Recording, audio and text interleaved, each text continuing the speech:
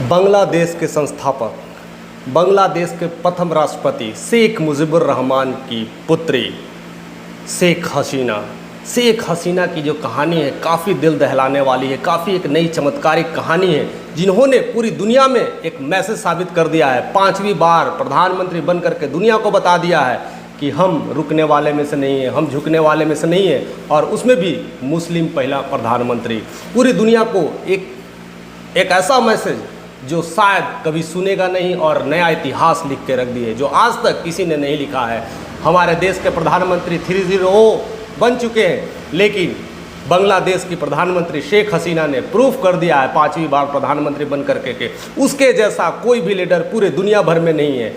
वहाँ पर जो इलेक्शंस होते हैं आज भी मशीन द्वारा नहीं की जाती, आज भी बैलेट पेपर द्वारा होती है, आज भी ज़्यादा प्रचार और इस तरह से व्हाट्सएप प्रचार कुछ नहीं होता है। सिंपल लोगों के बीच जाना और लोगों के बीच बसना, ऐसे है शेख हसीना का तहलका, ऐसे है शेख हसीना का प्यार, ऐसे है शेख हसीना का बांग्लादेश के बीच प्यार। यह आसान नहीं था। एक समय ऐसा आया था कि शेख हसीना के पूरे परिवार को मार दिया गया था, कोई भी इंसान नहीं बचा था। उनके पिता, उनके बच्चे, उनके भाई, कोई भी नहीं बचा था, उनकी माँ तक भी नहीं बची थी। लेकिन कैसे बची शेख हसीना, कैसे उस चंगुल से बाहर निकल के आई और कैसे कैसे साम्राज्य स्थापित किया। भारत में कई सालों तक उन्होंने नाम बदल करके रहा, कई सालों तक लोग गुमनाम की धरती पे रहे, लोगों को बताया नहीं कि मैं क्या कर रही हूँ क्या नहीं, और उसके बाद फिर बांग्लादेश लौटती है और फिर से अपना वर्चस्व जाती है। ऐसी क्या खास बात रही होगी, आज तमाम चीज़ों को जानने की कोशिश करेंगे।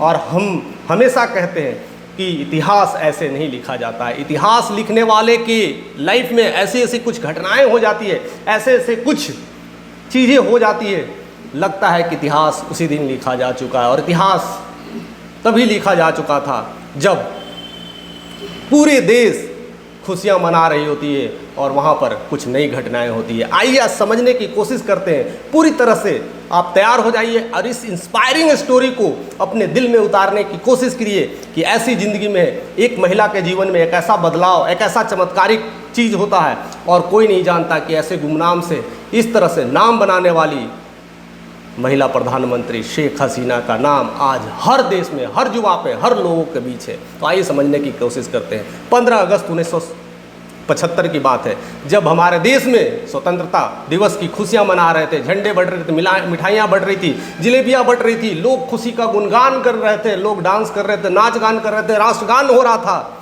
वहीं बांग्लादेश में नई तख्ता पलट की बातें चल रही थी। उस समय सब कुछ एक नया षड्यंत्र रचा जा रहा था, नई प्रॉब्लम्स की शुरुआत हो रही थी, नई चीज़ों की प्लानिंग चल रही थी। और कहते हैं ना, शेख मुजीबुर रहमान वहाँ के राष्ट्रपति अपने एक बंगले में, अपने घर में परिवार के साथ सो रहे थे। रात का समय था, किसी को नहीं पता था, 2:30-3 बजे की बात है। अचानक से गोली बारूद की आवाज़ आने लगी, गोलियां दन दन ऐसे चल रही थी, ऐसे रडार चल रहे थे, ऐसे लग रहा था कि अचानक से क्या हो गया, सब सोए हुए इंसान, कुछ पता नहीं, अचानक से गोलियों की बौछार, और देखते ही देखते पूरे घर को गोलियों से भून दिया गया। लेकिन किस्मत को कुछ और मंजूर था, किस्मत कुछ और दिखाना चाहती थी, पता नहीं क्या हो रहा था। उसमें भी शेख मुजीबुर वहाँ के जो राष्ट्रपति थे, कोने में दुबके सब परिवारों को समेटे हुए और किसी तरह से छुपे हुए बैठे थे। जब पूरा माहौल शांत हो गया, अब लगा कि अब कोई नहीं है, अब सन्नाटा हो गया। तब सुबह जब हल्की हल्की सुबह हुई, तब लगा कि अब कोई नहीं है, अब सन्नाटा हो गया, सब लोग चले गए।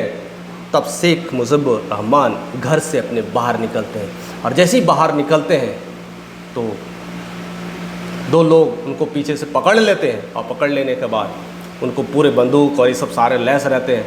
लेकिन फिर भी शेख मुजीबुर रहमान डट के पूछते हैं, कौन हो भाई, तुम कौन हो, मुझसे क्या चाहते हो, मुझसे तुम्हारी क्या दुश्मनी है, ऐसा क्यों कर रहे हो।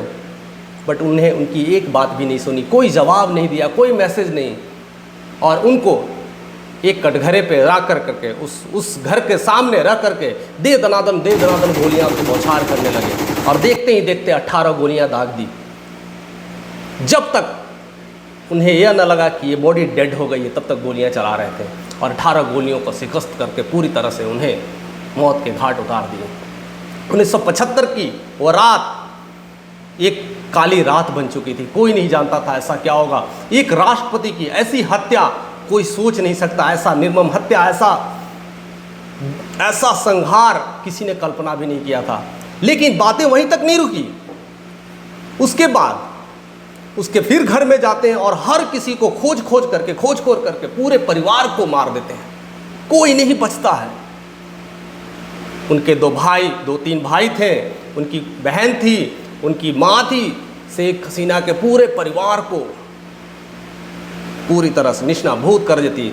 ऐसा बताया जाता है कि उस परिवार में करीब 20 लोग थे। 20 लोग को मौत के घाट उतार दिया जाता है। कोई भी नहीं बचता। उस रात बांग्लादेश की काली रात थी। अचानक से तख्ता पलट की बातें चल रही थी और उसमें बांग्लादेश के संस्थापक जो शेख मुजीबुर रहमान थे, जो चेंज करने की बात करते थे, बांग्लादेश की नई ऊंचाइयों के लेकर बात करते थे, अवामी लीग के संस्थापक थे और बहुत कुछ परिवर्तन की बात करते थे। लेकिन शायद लगता है कि पाकिस्तान के साथ तालमेल ठीक नहीं रहने के बाद, बंटवारा होने के बाद लेकर के बहुत सारे विरोध हो रहे थे और इसी बीच में ये सब सारी घटनाएं हो गई। एकदम माहौल शांत सन्नाटा, कुछ नहीं। लेकिन आप अभी भी सोच रहे होंगे कि शेख हसीना को क्या हुआ। जी हाँ दोस्त, अभी भी शेख हसीना और उनकी बहन खुदकिस्मत थी कि वो वहाँ नहीं थी। वो जर्मनी में अपना गई हुई थी किसी काम से और वहाँ पर रह रही थी और वहाँ पर वो अपनी बहन के साथ रह रही थी। अचानक से फ़ोन बजता है, फ़ोन कॉल आता है और कहते हैं कि आपके पिताजी हमारे देश के राष्ट्रपति शेख मुजीबुर रहमान नहीं रहे। बस ये सुनना था। शेख हसीना पूरी तरह से मूर्छित हो गई। पूरे परिवार का न्यूज़ सुन करके उन्हें समझ में नहीं आ रहा था कि अब क्या होगा, अब हमारे साथ क्या होने वाला है, किस तरह की घटनाएं होगी। और देखते देखते पूरी तरह से मूर्छित हो गई। समझ में नहीं आ रहा था अब क्या करें, अब ज़िंदगी कहाँ से कहाँ ले गई। पूरा परिवार ख़त्म, पिता ख़त्म, माँ ख़त्म, भाई ख़त्म, बच्चे ख़त्म, सब कुछ स्वाहा, घर निश्नाभूत हो गया है। जिस तरह से कैसे कैसे होश आया, उनकी बहन रेहाना ने, शेख रेहाना ने किसी तरह उन्हें संभाला और उन्हें किसी तरह से होश में लाया। तब वो घर जाने के लिए अपने पिता से मिलने के लिए जिद कर रही थी कि पिता से मुझे मिलना है, अंतिम दर्शन करना है। लेकिन वहाँ पर ऐसा माहौल देख करके, वहाँ पर की ऐसी सिचुएशन देख करके किसी ने इजाज़त नहीं दिया कि अभी जाना ठीक नहीं है। अगर जाएंगे तो शायद आप एक चिराग हैं, आप एक उम्मीद हैं, आप शायद बांग्लादेश की चिराग, उम्मीद, एक नया उभरता हुआ कुछ चेंज ला सकते हैं, बांग्लादेश की धरती को बदलने के लिए आप कुछ कर सकते हैं, तो आप ना जाएँ। वो दिल में, वो आज भी बातें उनके दिल में आज भी कपकपाती है, आज भी सोचती हैं वो कैसी होगी वो इंसान, वो कैसा इंसान होगा, वो कैसा बेटा होगा और कैसी बेटी होगी जो अपने पिता, अपने माँ, अपने भाइयों के अंतिम विदाई तक, अंतिम दर्शन तक नहीं कर पा रही होगी। उसके जीवन में कैसा संघर्ष रहा होगा, कैसा दर्द रहा होगा, कैसा पीड़ा रहा होगा। हम अपने अगर माँ बाप के दर्शन अंत में नहीं कर पाते हैं, आसपास के लोग नहीं कर पाते, तो वो पीड़ा लेकर के जीते हैं। हमेशा अंत तक उन्हें याद रखता है मैंने जीवन में ऐसा क्या गलत कर दिया है कि जो अपने पिता और अपने माँ के अंतिम दर्शन न कर पाए। तो ऐसा ही हुआ था, वो अपने पिता के अंतिम दर्शन तक नहीं जा पाई और कर नहीं पाई। और शेख हसीना को वहाँ पूरी तरह से लोगों ने बहिष्कार करने लगा। लोग, या माहौल ऐसा ही बन रहा होगा कि अब क्या होगा। पूरे परिवार को तो मारने ही चले थे, पूरी तरह से उस पार्टी को, अवामी लीग के जितना पार्टी थे सबके सब खत्म करना चाहते थे। और वहाँ पर नई सरकार की बातें चल रही थी और वहाँ पर वही सब सारे चीज़ें था, माहौल था, सब सन्नाटा। शेख हसीना पूरी तरह से टूट गई थी। अब समझ में नहीं आ रहा था क्या करें, अब जाएं ना जाएं, जाएं तो किधर जाएं। उस संकट में कुछ नहीं समझ में आ रहा था। लेकिन कहते हैं ना, ऊपर वाला जरूर होता है। ऊपर वाला वैसी ही स्थिति में ध्यान रखता है। सब सन्नाटा, सब कुछ पसरा हुआ था। उस समय हमारे देश की प्रधानमंत्री इंदिरा गांधी थी। उस समय वहाँ से कॉल आता है शेख हसीना को, और कॉल आता है और कहते हैं कि आप इंडिया आइए, आपका इंडिया में वेलकम है। और तब वह इंडिया आती है और इंडिया आने के बाद दिल्ली में लाजपत नगर में पूरी हाई सिक्योरिटी के साथ उन्हें रखा जाता है कि फिर ना किसी वजह से उनको मार दिया जाएगा, किसी तरह से उनको मौत की घाट उतार दिया जाएगा। पूरे लोग प्लानिंग में लगे हुए थे और कई लोग इस फेर में लगे थे किस तरह से वो दोनों बहन को, रेहाना, शेख रेहाना और शेख हसीना को किसी तरह से हटाया जाए। हसीना और रेहाना पता नहीं आने वाला भविष्य में कुछ ना कुछ कांड करेगी, इसलिए लोग उनको सफाया करने के चक्कर में थे। लेकिन इंडिया ने उनको संभाला और दिल्ली के लाजपत नगर में उन्हें सुरक्षित कड़ी सुरक्षा के बीच रखा गया था। इंदिरा गांधी के कुछ 10-20 कदम की दूरी पर उनके आवास हुआ करते थे, लेकिन आवास का नाम बदल दिया गया। शेख हसीना ने अपने नाम बदलकर गुमनाम नाम से रहने लगी। किसी को कोई पता नहीं कि ये शेख हसीना जा रही है। वेश बदल कर करके, अपना लिबास बदल कर करके रहती थी, बुर्का पहन कर रहती थी। कुछ लोग को कोई पता नहीं था कि शेख हसीना इंडिया में रह रही है। 6 साल तक ऐसी गुमनाम रही, लेकिन कब तक गुमनामी में जिएगी उन्हें पता ही नहीं चल रहा था कि अब क्या होगा, अब क्या करें, अब क्या होगा, कब तक। और यहाँ ऐसा चीज़ें आ गई थी कि लोग उन्हें तड़ीपार भी घोषित करने लगे। वहाँ उन्हें आने के लिए जो सरकार बनी थी, वहाँ उन्हें लोग हटाने की कोशिश करने, वहाँ तक उस पार्टी के लोग उन्हें चाहते थे कि यहाँ पर नहीं आए और तड़ीपार घोषित कर दिए। उन्हें लगा कि अब मुश्किल समय आ गया है, अब क्या किया जाए। लेकिन कहते ना, इंसान कुछ बदलने के लिए ही बना होता है, और कुछ बदलना होता है तो कुछ ना कुछ चीज़ें होती है। और तब 1981 की बात है, मात्र 5-6 साल बाद इंडिया में रहने के बाद अपनी अवामी लीग के लिए फिर से खड़ी हुई, क्योंकि इंडिया में ही उनकी नींव रखी गई थी। तो इंडिया में उसकी नींव में वहाँ पर वो अध्यक्ष बनी। अध्यक्ष बनते ही पूरी तरह से बांग्लादेश में हड़कंप मच गया। अरे अभी शेख हसीना, अभी मुजिबुर रहमान की बेटी अभी भी है, और पूरी तरह से फिर से प्लानिंग चलने लगे। और वहाँ की सरकारें हैं, उन्हें वहाँ आने के लिए बंदिशें लगा दी गई कि यहाँ पर उसे नहीं आना है, यहाँ की वो कोई नहीं लगती है, यहाँ की वो तड़ीपार है। उसमें कई सारे आरोप लगाए गए, पिता के आरोप लगाए गए, बहुत सारे आरोप लगाए गए कि किसी तरह से उन्हें नहीं लौटाया जाए, उन्हें बांग्लादेश नहीं बुलाया जाए। और 1981 में ये सब सारी बातें चल रही थी। जैसे ही वो अध्यक्ष बनी, अवामी लीग के अध्यक्ष बनी, तो आप चाहे जितना भी हटा दें, जनता जब प्यार देती है ना, उसके सामने सब बेकार है।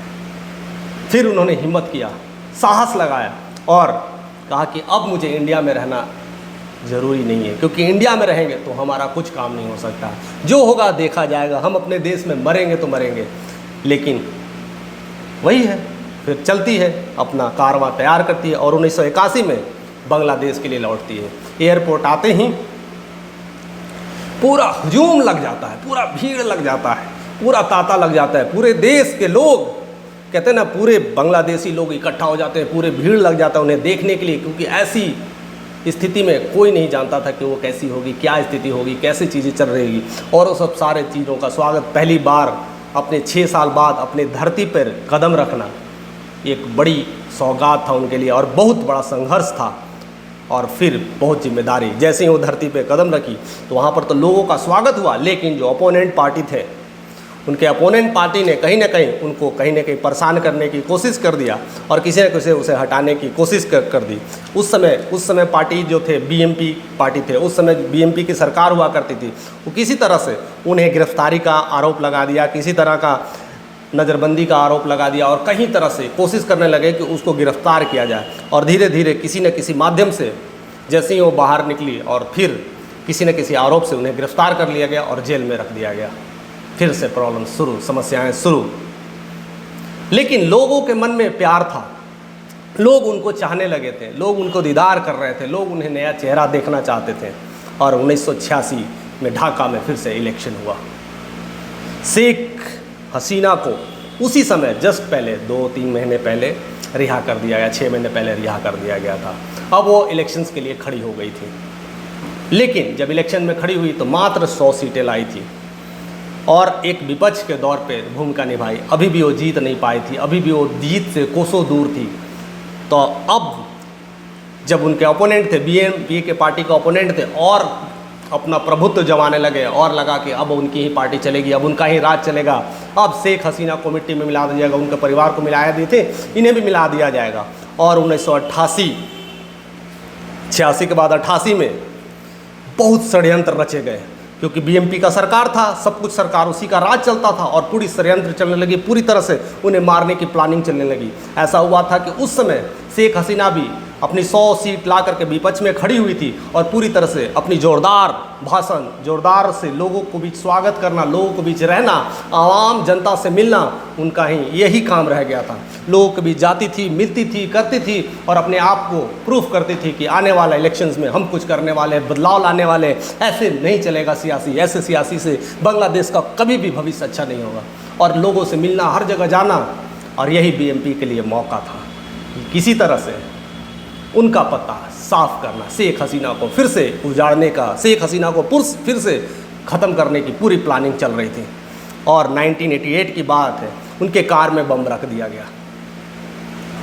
बट किस्मत फिर से एक बार मौका दिया, किसी तरह से वो कार से जस्ट आने से पहले ही या किसी तरह से पता चल गया, वो उन्हें सिक्योरिटी दी गई और वहाँ से वो बच गई और कार विस्फोट हो गया था। वहाँ पर करीब करीब 80 लोग मर चुके थे, लेकिन शेख हसीना फिर भी बच गई थी। उसके बाद भी करीब करीब ऐसा बताया जाता है, ऐसा न्यूज़ में आप पढ़ोगे तो डिटेल मिलेगा, 18 बार प्रयास किया गया मारने को, लेकिन किसी न किसी कारणवश या ऊपर वाले का मेहरबान कहे या दीदार कहे या किस्मत का लेखा जोखा कहे, उन्हें इतिहास लिखना था। तो ये सब सारी घटनाएं होने के बाद भी वह लोगों के बीच रही। और 1991 दोबारा चुनाव, फिर 1991 में दोबारा चुनाव हुआ, लेकिन फिर से अवामी लीग पूरी तरह से हार गई।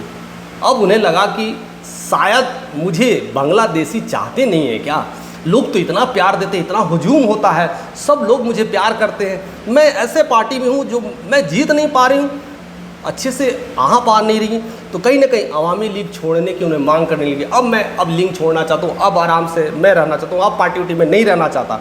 लेकिन अवामी लीग में जितने भी नेता थे, जितने भी लोग थे, कहीं ना कहीं उन्हें समर्थन देने लगे, नहीं नहीं आप रहिए, आपके बिना तो पार्टी अधूरी है, आपके बिना तो बांग्लादेश अधूरा है।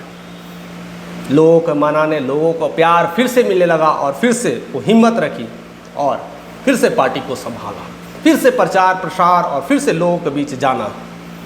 फिर एक मौका मिलता है 1996, 5 साल बाद फिर से इलेक्शन होता है और वहाँ पर बम्पर जीत मिलती है और वहाँ पर फिर से पीएम के तौर पे वो चुनी जाती है।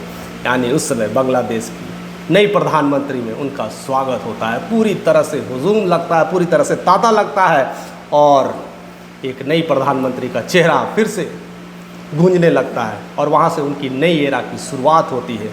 कोई नहीं जानता था ऐसी स्थिति से, ऐसी दर्दनाक स्थिति से, इतनी सारी प्रॉब्लम्स, इतनी सारी समस्या होने के बाद भी वो इस मुकाम पर पहुँचेगी, वो प्रधानमंत्री पहुँच जाएगी और उसमें भी एक महिला। इतना संघर्ष, इतनी बड़ी पार्टी होते हुए भी सब कुछ खत्म हो जाने के बाद फिर से धीरे धीरे धीरे धीरे वहाँ तक पहुँचना यह आसान नहीं है दोस्त। बहुत लोगों की ज़िंदगी में रूह कांप जाती है, कई लोग पार्टियाँ छोड़ देते, कई लोग घर छोड़ देते, देश छोड़ देते, यहाँ तक कि वह उस माहौल को ही छोड़ देते हैं कि ऐसी ज़िंदगी से अच्छा है इत्मीनान से कहीं देश में जा कर के इत्मीनान से पड़े रहे, वही जीवन जिए, ऐसी ज़िंदगी से जी करके क्या फ़ायदा। लेकिन उन्होंने हार नहीं माना। बट फिर चीज़ें, अब अपोनेंट तो है तो छोड़ने वाले तो नहीं है। बीएमपी के पार्टी ने पूरी तरह से बहुत सारी चीज़ें लगाई और बहुत सारे अपने नियम कानून लगाए, किसी तरह से उन्हें हटाने की कोशिश की गई और 2001 में फिर वही हुआ, फिर से बीएमपी पार्टी सरकार में आ गई। और ऐसा उस समय बताया जा रहा था कि बहुत सारे वोटिंग में गड़बड़ की गई था। उस तरह से जितने भी वोटिंग होते हैं, जैसे इलेक्शंस के समय बहुत सारे छेड़छाड़ हुए, इसमें तमाम शेख हसीना ने मांग किया लेकिन कोई फ़ायदा नहीं हुआ। अब उनके पास कोई चारा नहीं था, समझ में नहीं आ रहा था क्या करें। और इसी बीच में उन्हें फिर से मारने की प्लानिंग चल रही लगी। जब जब पार्टी उनके आती है उन्हें सोचते हैं कि किसी तरह से हटाने के लिए, लेकिन अभी वो एक जोरदार पीएम के रूप में थी तो पीएम को मारना अब आसान नहीं था। अब वो चीज़ें वो बात नहीं रही थी।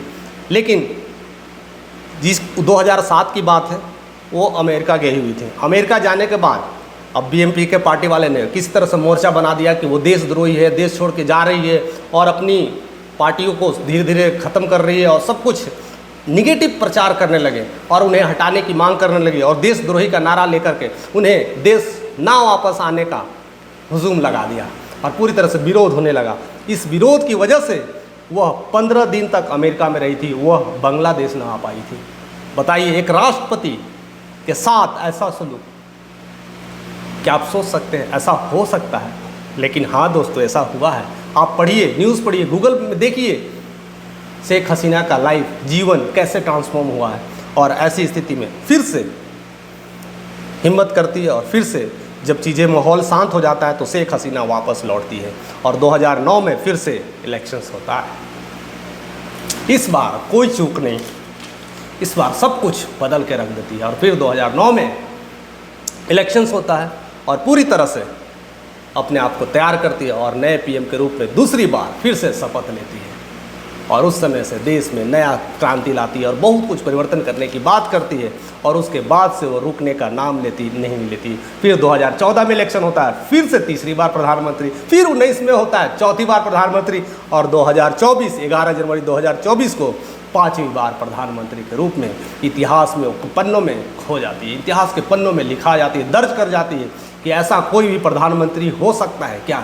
मात्र इतनी जिद्दोजहद, इतनी प्रॉब्लम्स, इतनी समस्याएं, इतनी सारा कुछ होने के बावजूद भी 76 साल की उम्र में भी इतनी सारी वर्चस्व रखना, 76 साल की उम्र में इतना कुछ परिश्रम करना, लोगों के बीच जाना और लोगों के बीच जीतना और खड़ा होना, प्रूफ कर देना कि मैं ही दुनिया की सबसे पहली लेडी हूँ जो 5वीं बार प्रधानमंत्री बनी हूँ। आज तक पूरी दुनिया में कोई ऐसा इंसान ये काम नहीं कर पाया है जो शेख हसीना ने कर दिखाया है। तो आपको कैसी लगी ये स्टोरी, कैसी स्टोरी लगी, किस तरह की उनकी जीवन में ये सब सारी चेंजेस आया। तो क्या हमारे जीवन में ऐसे चेंज आएंगे तो हम क्या करेंगे, टूट जाएंगे, भाग जाएंगे, छोड़ देंगे। हमारी ज़िंदगी में तो इतनी प्रॉब्लम्स भी नहीं आती है जितनी शेख हसीना के जीवन में आई थी। लेकिन शेख हसीना ने हार नहीं माना, उसमें भी एक लड़की होकर के, एक महिला होकर करके जिसका सब कुछ छीन गया हो, कोई उम्मीद नहीं, सब कुछ उम्मीदें ख़त्म हो गई है, फिर भी वो खड़ी होती है और दुनिया को दिखा देती है कि मैं ही हूँ, मैं ही हूँ, मैं ही हूँ।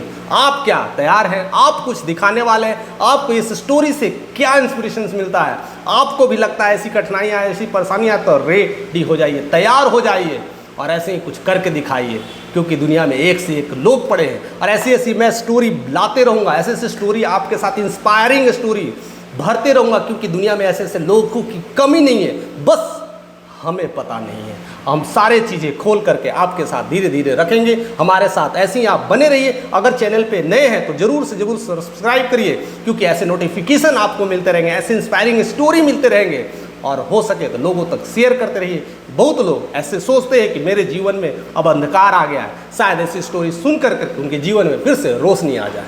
हमारे साथ बने रहने के लिए, प्यार देने के लिए आपका तहे दिल से शुक्रिया।